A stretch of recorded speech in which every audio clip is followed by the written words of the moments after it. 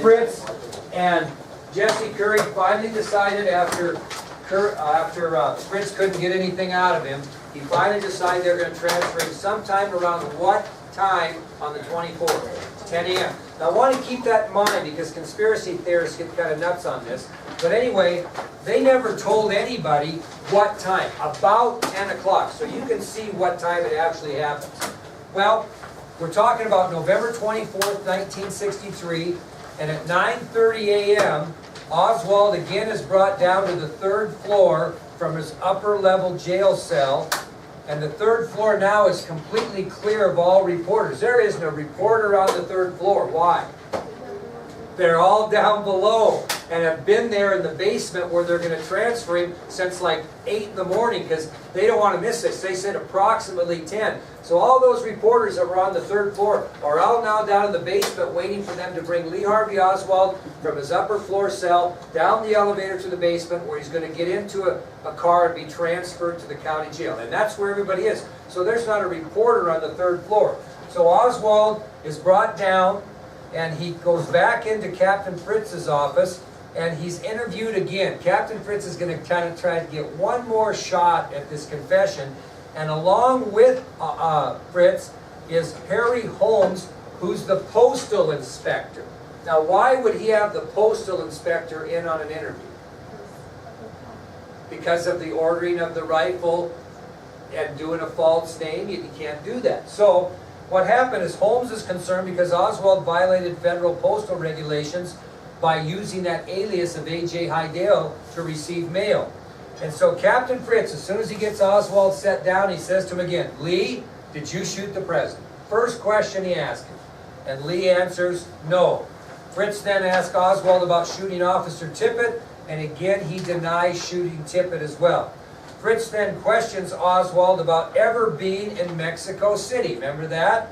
And Oswald finally admits that he had been to Mexico City. Finally admits it. And now obviously they ask him, well, why did you travel to Mexico City?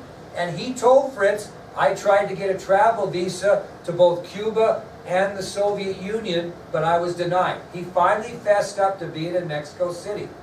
Well, Holmes steps in and asked Oswald about the name of Hidell and wondered if this man had ever gotten mail at your box. He's trying to find out if Hidell is a person or an alias. And Oswald simply responded, no, not that I'm aware of. Well, then Holmes shows Oswald the ID card of Hidell with his photo on it, and he says, how do you explain that? And he simply responds, I don't. That's what he said, I don't. Well, at this point, Fritz has finally really had enough. And so he says, you know, it's time to transfer Oswald to the city jail. I've had enough. Well, Fritz informs Oswald that it was a little chilly outside, and he wants to know if he wants to go get a sweater, something to wear, because it's kind of chilly. I mean, Fritz was mean to Buell, but in a way he was kind of kind to Oswald, okay? Oswald agrees that he'll do that, and so some of his clothes are brought down to Captain Fritz's office where Oswald picks his black sweater to wear. Well, people ask, why did they move Oswald from the city jail to the county jail? Because of what happens, conspiracy theorists say, oh, they had it all set up so he could be snuffed out so he couldn't tell who the other conspirators were. Well, the reason they moved him, first of all, is the city police was sick and tired of what? Media. My God, they wanted to get away from the chaos of the media. They thought if we get him transferred to the county jail, we won't have to deal with this media all the time. And really, to be honest with you, the general feeling was Oswald would be safer and more secure in another facility because people were pissed off about this. They had received death threats that somebody's going to kill Oswald. You know what I mean? People were upset about this thing. You know what I mean? So they thought he would be safer. They were going to take such precautions that they were going to move Oswald by armored car from the city jail to the county jail because they had gotten some death threats. Honestly, people were upset. And in those days, somebody would probably feel themselves a hero if they killed the guy that killed the president. I mean, that's kind of how the feelings were. So, the reason we know that the police department received numerous calls daily from anonymous people threatening to either kill or capture Oswald is Jim Lavelle, who we'll talk about, testified to that. Now, Most officers believed Oswald should be transferred in the middle of the night for his own safety, including Jim Lavelle, who said, hey, maybe it'd be better. Well, Curry was getting enormous pressure for the media to see Oswald. And so he agreed to allow the press to witness this transfer of Oswald from the city jail to the county jail.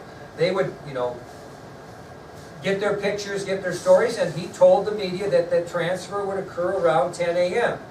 Well, this final interview that Curry decided to have, not Curry, but Fritz decided to have with Oswald is going to make this 10 o'clock approximate later. Does that make sense? If he would have just brought him down and not interviewed him, they probably would have got off by 10, but they didn't. So here's how things happened.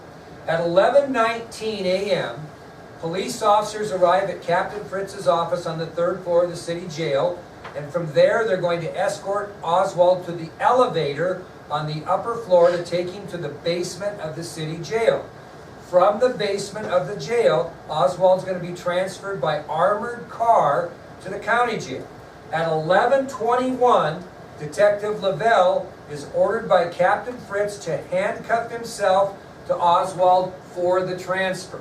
Now, just so you know about Jim, I've talked to him just the other day too. He's 96 years old now. He was 43 in 1963. Still traveling. I think I already told you this. He's also a survivor of the USS Arizona at Pearl Harbor. Can you imagine that? So he travels all the time and talks about those things. Anyway, according to Lavelle, and I got this not from a history book, I got this from him. According to Jim, Oswald was very cordial. He asked to put on a black sweater prior to leaving his cell, which they allowed him to do.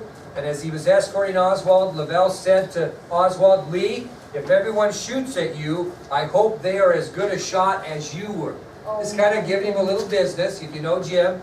And he said, Oswald chuckled and told Lavelle, no one's going to shoot at me. Quit being so melodramatic. That's what Oswald said to Lavelle. But I mean, it was a very cordial conversation.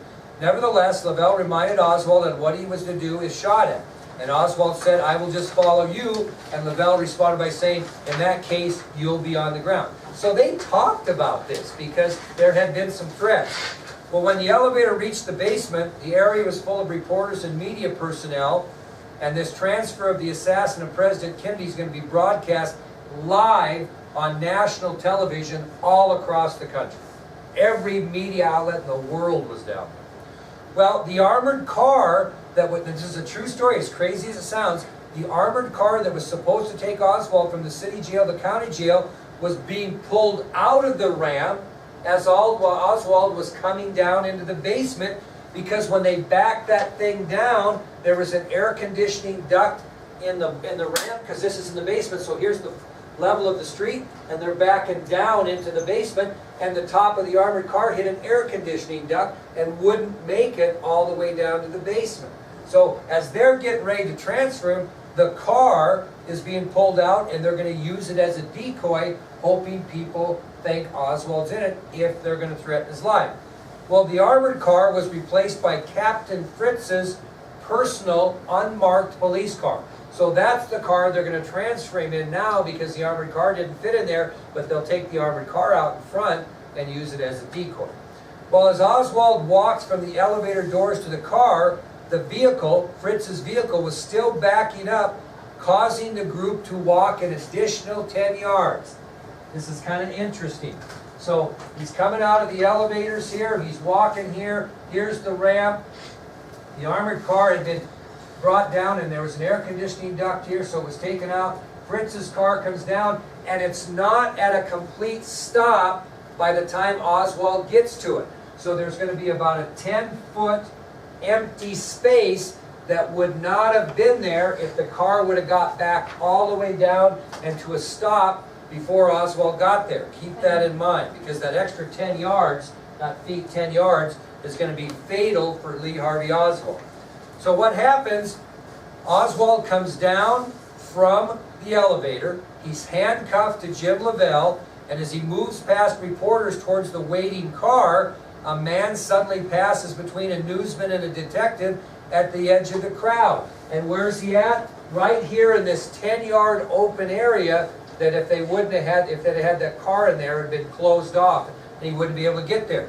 Well, the man extended his right hand, as you can see in the photo there they gave you, and holding a .38 caliber revolver, he steps quickly forward toward Oswald, fires a single shot into Oswald's abdomen. He actually tried to fire off a second shot, but police officer L.C. Graves grabbed the pistol, preventing the gun from firing, and Officer Graves was standing to Oswald's left during the shooting.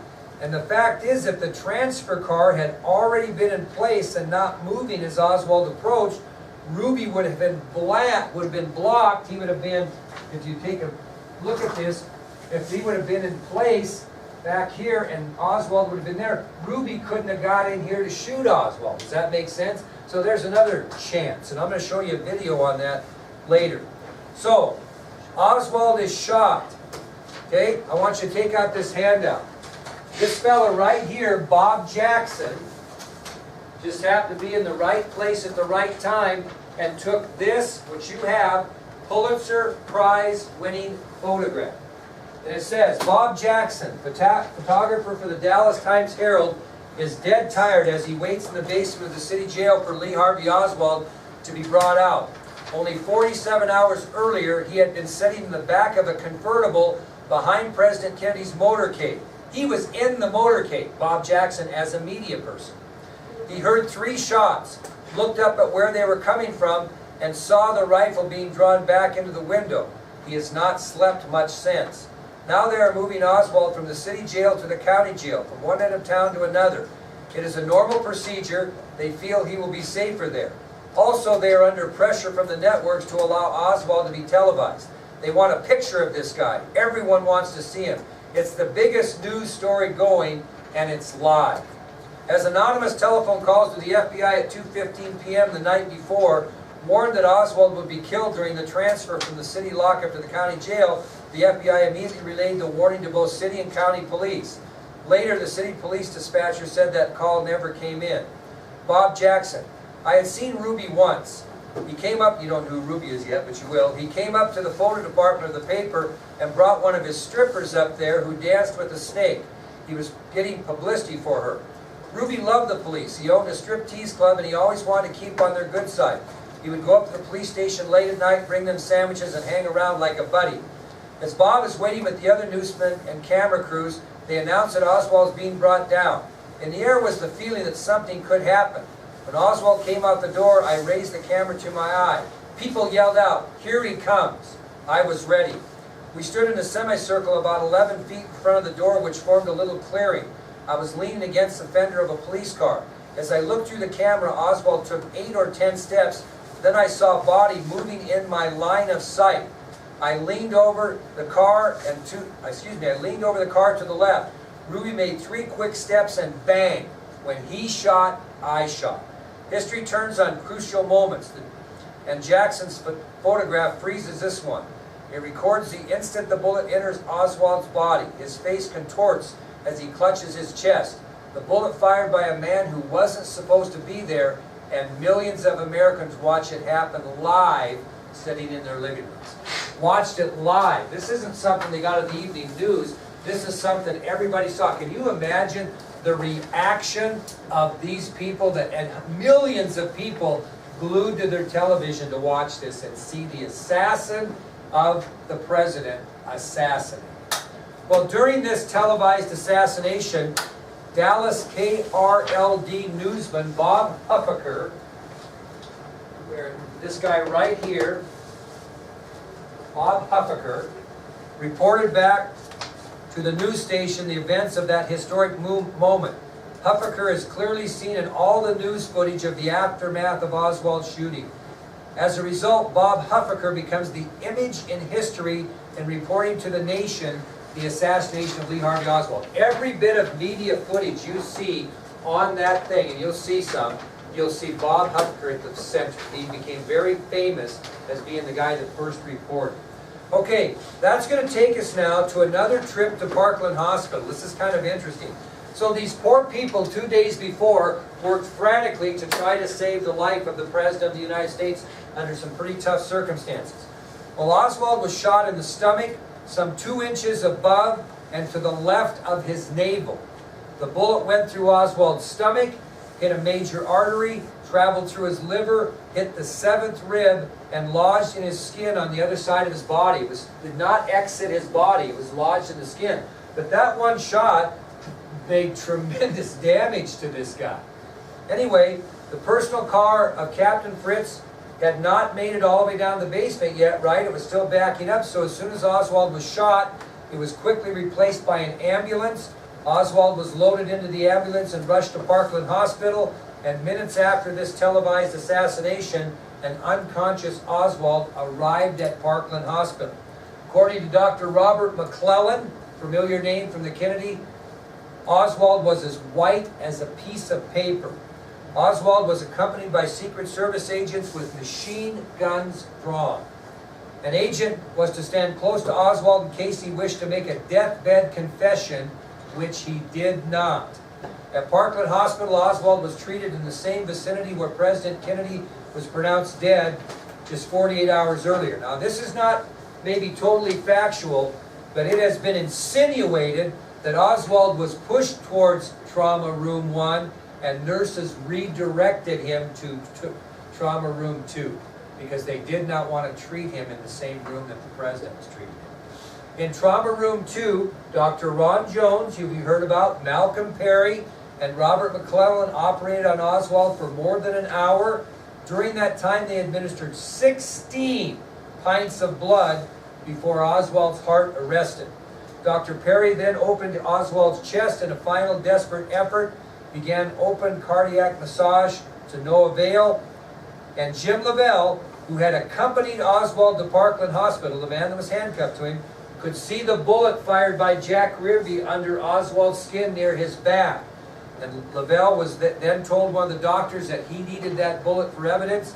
The doctor basically took Oswald's skin, put his finger on it like this, pinched it tight, took a scalpel, sliced the skin, popped the bullet out, in Jim Lavelle's words, like a grape, like splitting a grape, and gave it to Lavelle. Lavelle then, and you think about what J.C. Day did, Lavelle then had a nurse that was standing nearby do what to the bullet? Put her initials in. Put her initials in the bullet to prove that it had been taken authentically. And after treatment by doctors at Parkland, Lee Harvey Oswald was officially pronounced dead on November 24th, 1963 at 1:07 p.m. Now, let's talk about Jack Ruby a little bit. We may not get all the way through this, but I want to get a start. The man who shot Oswald in the Dallas City Jail basement was later identified as Jack Ruby. He was the owner of a local nightclub, which also was a strip club in downtown Dallas.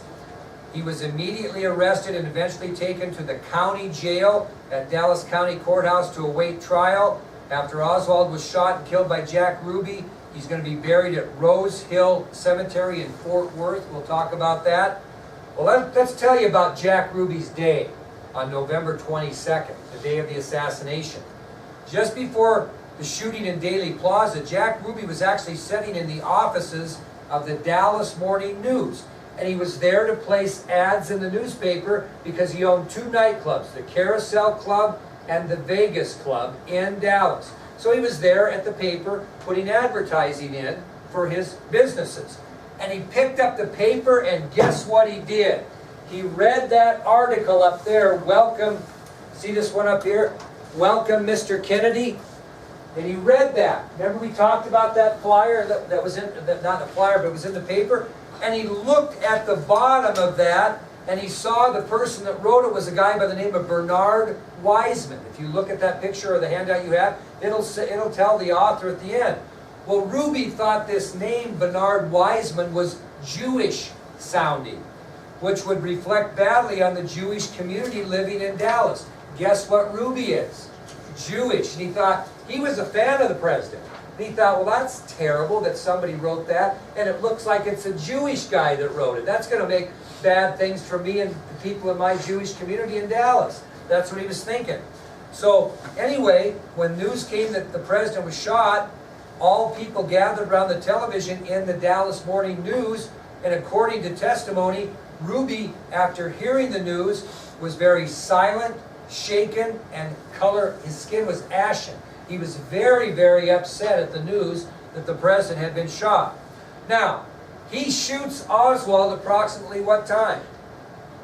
11:21-ish, because he gets right. Now think about this. So conspiracy theorists will say, oh, this is a big setup, man. He just went down there to shoot the president. Somebody put him up to it. Well, think about his day. Okay? At 10:19 a.m., on the day that he shot Oswald, he was in his apartment and got a phone call from one of his strippers. Her name was Karen Carlin, better known as Little Lynn in the stripping business. And she called Ruby because she needed money. She was behind on her rent. And she wondered if he would advance her some money so she could pay her rent. This is like 10:19. He's just sitting at home, right? Well, he agrees. He gets dressed. He leaves his apartment at 10:58. They're going to transfer Oswald when? Around 10-ish. Okay? He doesn't have any inside information, but people think he did. Well, see if you think he did after hearing this. When he left his apartment at 10:58, this is what he had with him. He had a bank deposit of over $2,000 from the money that his clubs had taken in the night before. So what was he going to do with that? Put it in the bank. He also had his .38 caliber revolver, which he had a permit to carry, just like I do now. Because he had a permit to carry it because he had to take money and deposit in the bank. He was a business owner. That was not unusual that he had a .38. And you can say, yeah, he's all ready to go. But you know what else he had with him? His dog, Sheba. Who would bring their dog with them if you were planned out to shoot Lee Harvey Oswald? He loved that dog. If you hear stories of Ruby, he just adored that dog. He wouldn't have ever put that dog in a position of harm in his life. So are you going to take your dog with you if you're planning on this? That's my point. So